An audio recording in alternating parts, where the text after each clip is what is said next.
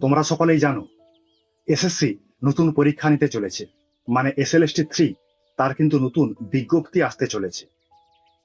এই যে নতুন বিজ্ঞপ্তি প্রকাশিত হবে, সেই নতুন বিজ্ঞপ্তিতে প্রায় নানা করেও 40 থেকে 50 হাজার শিক্ষক নিয়োগের একটি বিষয় আমরা শুনছি বিভিন্ন সোশ্যাল মিডিয়া বা খবরের চ্যানেলে।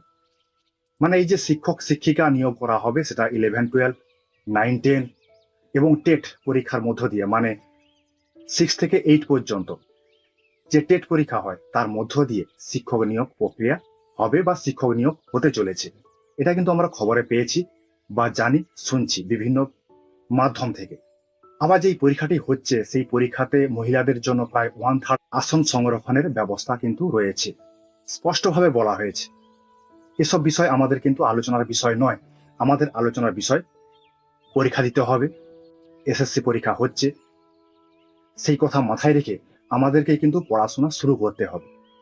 যারা পরীক্ষা দিতে ইচ্ছুক তাদেরকে এটাই বলবো, পরীক্ষাটা কিন্তু পরীক্ষার মতোই দেবে। তার জন্য কিন্তু কি করতে হবে, পড়াশোনা ভালো করে চালাতে হবে, পড়াশোনা এখন থেকেই শুরু করতে হবে। এটা তো জানোই যে চাকরি পেলে তোমার পরিবার, তুমি সুরক্ষিত, তোমার ভবিষ্যৎ সুরক্ষিত। সেই ভেবেই কিন্তু পরীক্ষাতে বসবে। মনে রাখবে 40-50 হাজার সিট কিন্তু তোমার নয়, তোমার সিট মাত্র একটি। তুমি একটি আসনের জন্যই প্রতিযোগিতায় নামবে। তোমার জন্য যেন একটা সিট বরাদ্দ থাকে, সেইভাবেই আমাদের পড়াশোনা শুরু করতে হবে। তোমাদের পড়াশোনা করতে হবে 24 ঘন্টার মধ্যে 20 ঘন্টা। 20 ঘন্টার মধ্যে খাওয়া দাওয়া নাওয়া সবকিছুই আছে। কি করবে? এই সমস্ত বিষয় যখন করবে, যখন স্নান করতে যাচ্ছ, খাচ্ছ, ঘুমাতে যাচ্ছ, তখন তুমি কি করবে? তুমি যে সারাদিন যে বিষয়টা পড়লে, সেই বিষয়টাকে রিকল করবে, স্মরণ করবে। যদি ফাঁকি দাও, তুমি কিন্তু নিজেই ফাঁকে পড়বে। এটা কোনো ক্লাসের পরীক্ষা নয়, সেমিস্টার পরীক্ষা নয়, যে এবার সেমিস্টারে একটু কম নাম্বার চলে এসেছে, পরের বারে সেমিস্টারে ভালো করে পড়াশোনা করে নাম্বারটা ঠিক করে দেবো। কিন্তু এটা চাকরির পরীক্ষা। এটা মাথায় নিয়েই তোমাকে কিন্তু মাঠে নামতে হবে। মাঠে অনেক প্রতিযোগিনী রয়েছে, তাদের সঙ্গে আমাদের পাল্লা দিয়ে টেক্কা দিয়ে চলতে হবে। তার জন্য যার যার সঙ্গে দেখা করার দরকার আছে, দেখা করা সেরে নাও। সেরে নিয়ে একবারে বসে যাও, ঘর বন্ধ করে বসে যাও, যাতে না তোমাকে কেউ ডিস্টার্ব করে, তুমি যেন না কোনোভাবে এটাতে অসফল হও। এইভাবেই কিন্তু তোমাকে বুঝতে হবে।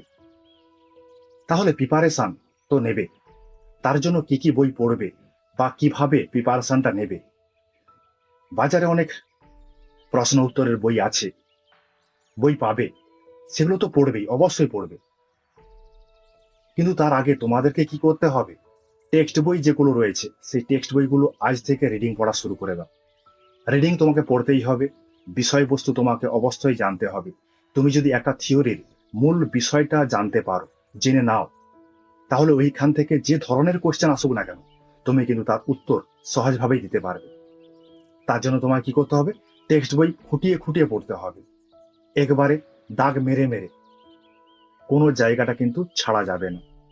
এসএসসির যে সিলেবাসটা রয়েছে, সেই সিলেবাসটা কিন্তু পুরনো সিলেবাস। সেই সিলেবাস অনুযায়ী পরীক্ষা হবে।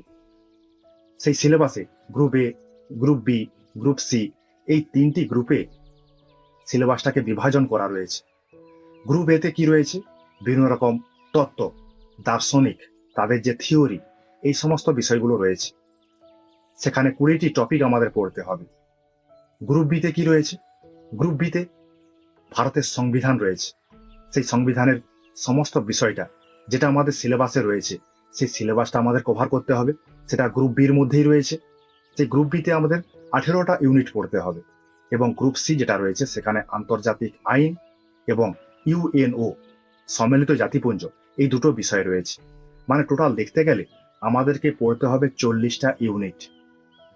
তাহলে জুলাই মাসে বিজ্ঞপ্তি বেরাবে, এটা কিন্তু আমরা শুনেছি। তাহলে বিজ্ঞপ্তি বেরালে কি তোমরা পড়াশোনা শুরু করবে? এই ভুলটা বা এই সিদ্ধান্তটা নেবে না, আজ থেকেই শুরু করে দাও। যদি জুলাই মাসে বিজ্ঞপ্তি নাও বেরায়, 2026-এর মধ্যেই কিন্তু বিজ্ঞপ্তি বেরাবে এবং শিক্ষক নিয়োগ হবেই। তাহলে তোমরা কি কি টেক্সট বই পড়বে, সে বিষয়টা কিন্তু আলোচনা করার দরকার রয়েছে।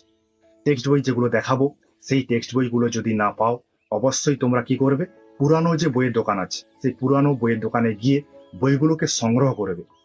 পুরানো বই পাবে, যেভাবেই হোক এই বইগুলো কিন্তু সংগ্রহ করার চেষ্টা করবে, সংগ্রহ করবে, প্রচুর প্রয়োজনে লাগবে। তাহলে প্রথমে চলে আসি আমরা গ্রুপ এ তে। মানে গ্রুপ এর জন্য তোমরা কি কি বই পড়বে, মানে কোন বইগুলো তোমাদের ফলো করলে ভালো হবে। একটি বই আধুনিক রাষ্ট্রবিজ্ঞান, ডক্টর অনাদি কুমার মহাপাত্র। এটি সুহৃদয় পাবলিকেশন থেকে প্রকাশিত হয়ে থাকে, আগে হতো। তাহলে এই বইটা কিন্তু সংগ্রহ করবে। আর এই বইয়ের যে প্রচ্ছদ, মানে তোমরা হয়তো দেখে বুঝতে পারবে না, সেই জন্য তোমাদের সাইডে দেখো প্রচ্ছদের ছবি দেওয়া আছে, সেই প্রচ্ছদের ছবি দেখে তোমরা কিন্তু বইগুলো সংগ্রহ করবে। তাহলে এটা কি বললাম? আধুনিক রাষ্ট্রবিজ্ঞান, ডক্টর অনাদি কুমার মহাপাত্র, সুহৃদয় পাবলিকেশন। এটি একটি বই। এর সঙ্গে আরেকটি বই রাখবে। সে বইটি কি? আধুনিক রাষ্ট্রতত্ত্বের রূপরেখা, নিমাই প্রামাণিক। এই বইটি ছায়া প্রকাশনী থেকে প্রকাশিত হয়ে থাকে। তাহলে গ্রুপের জন্য এই দুটো বই পড়বে। তার সঙ্গে আরেকটি বই বলি, সে বইটি কি? রাষ্ট্রচিন্তার ইতিবৃত্ত, প্রাণগোবিন্দ দাস। এই বইটি নিউ সেন্ট্রাল বুক এজেন্সি লিমিটেড দ্বারা প্রকাশিত হয়ে থাকে। এই বইটাতে তোমরা কি পাবে? বিভিন্ন ধরনের যে রাষ্ট্রচিন্তাবিদ রয়েছেন তারা কি কি তথ্য দিয়েছেন, কি কি থিওরি দিয়েছেন, সেটা কিন্তু একসঙ্গে পেয়ে যাবে।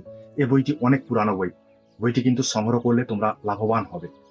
ঠিক আছে, এরপর আমরা চলে আসি গ্রুপ বির জন্য কি কি বই পড়বে। গ্রুপ বিতে ভারতের শাসন ব্যবস্থা ও রাজনীতি, এটা ডক্টর অনাদি কুমার মহাপাত্র। এই বইটি তোমরা সংগ্রহ করবে। এই বইটি কিন্তু অনেকটাই উপকারে তোমাদের লাগবে। বইটা কিন্তু খুব সুন্দর। এই বইটি সুহৃদয় পাবলিকেশন থেকে প্রকাশিত হয়ে থাকে। এই বইয়েতে তোমরা গ্রুপ বি যত ধরনের বিষয় রয়েছে সব বিষয়টা কিন্তু পাবে। তবে এর সঙ্গে আরেকটি বই তোমরা ব্যবহার করবে, ভারতীয় শাসন ব্যবস্থা ও রাজনীতির রূপরেখা, নিমাই প্রামাণিক। এই বইটি ছায়া প্রকাশনী থেকে প্রকাশিত হয়ে থাকে। প্রতিটা বইয়ের প্রচ্ছদ, তোমরা সেই প্রচ্ছদগুলোর স্ক্রিনশট নিয়ে নেবে, তারপর বইগুলো কিন্তু সংগ্রহ করবে। অনেকের কাছে বইগুলো আছে, যাদের কাছে নেই বইগুলো কিন্তু তারা সংগ্রহ করার চেষ্টা করবে, সংগ্রহ করবে। এর সঙ্গে আরেকটা বই, মানে এই গ্রুপ বি বিষয়টা ভালো করে বুঝতে গেলে তোমাদের আরেকটি বই জানতে হবে বা পড়তে হবে, সেটা হচ্ছে কি? ভারতের সংবিধান। এই বইটি প্রকাশ হয়ে থাকে পারুল প্রকাশনী থেকে। এই বইটিকে অনুবাদ করেছেন ডক্টর তারানাথ মল্লিক এবং সম্পাদনা করেছেন প্রফেসর অরূপ কুমার মুখোপাধ্যায়। তাহলে গ্রুপ এ, গ্রুপ বির জন্য 6টা বইয়ের কথা আলোচনা করলাম। এরপরে চলে আসি আমরা গ্রুপ সি এর জন্য। গ্রুপ সি এর জন্য তোমরা ব্যবহার করবে আন্তর্জাতিক সংগঠনের রূপরেখা, অনাদি কুমার মহাপাত্র, সুহৃদয় পাবলিকেশন থেকে প্রকাশিত হয়ে থাকে। তাহলে এই বইটা গ্রুপ সির জন্য এই বইটা কিন্তু অবশ্যই ভালো। তবে গ্রুপ বি এবং গ্রুপ সি এই দুটো কিন্তু আপডেট, বর্তমান কাল পর্যন্ত, বর্তমান দিন পর্যন্ত আপডেট থাকতে হবে। তবে পুরোনো যে বইগুলো বললাম এই বইগুলো কিন্তু অনেকটাই ভালো, কিন্তু তার সঙ্গে তুমি আপডেট হবে। সেই আপডেটের বিষয়গুলো তোমরা খাতাতে এক জায়গাতে নোট করে রাখবে। এই বইগুলো তোমরা ব্যবহার করলে অবশ্যই কিন্তু পরীক্ষাতে ভালো রেজাল্ট করতে পারবে, পাস করতে পারবে। ঠিক আছে, তোমাদের জন্য আমার এই কিঞ্চিত প্রয়াস।